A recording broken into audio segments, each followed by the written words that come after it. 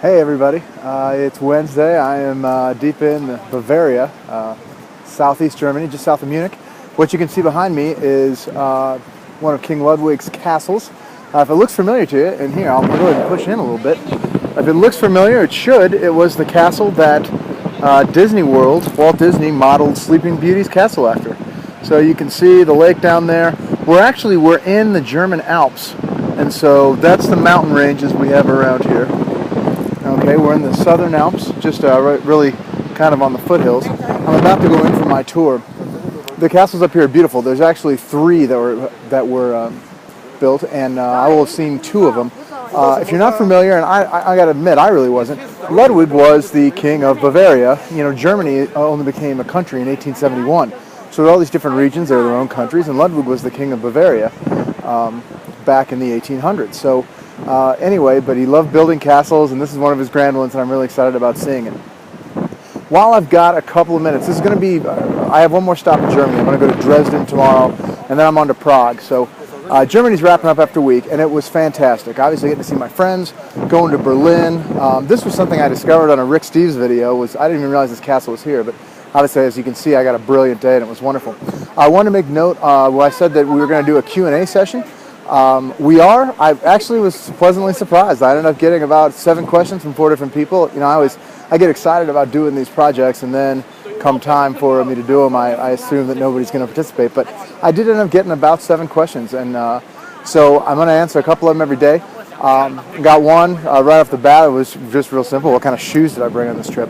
Well, I had seen something that in Europe you don't see a lot of men wearing tennis shoes.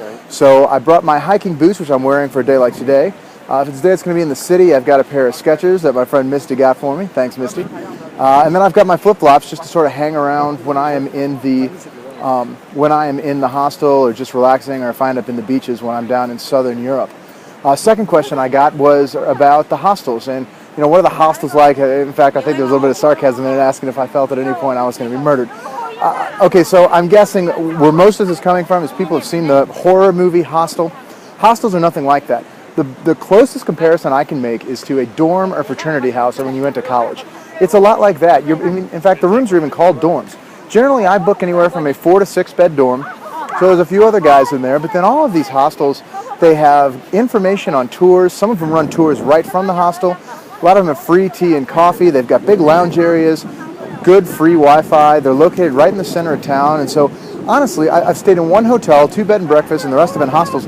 And other than one of the bed and breakfasts was really nice, one in Dover, England, but otherwise the hostels have been much better. I've gotten to meet all kinds of people, arranged to see folks later on in the trip, and it's really been great. I mean, so I'm to the point where I actually prefer the hostel. If you get a chance to travel Europe, I don't know that I would do it if I was with a woman. If it was a romantic trip, it might be a little bit more difficult, but I mean, if you're traveling with friends, the hostel's going to cost about 10% what a hotel does. You're going to meet more people. It's got the social life built right into it. It's really worth it.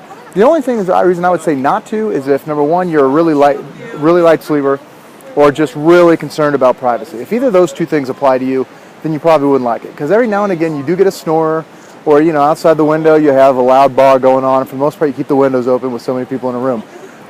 You know, but otherwise, the hostels are great.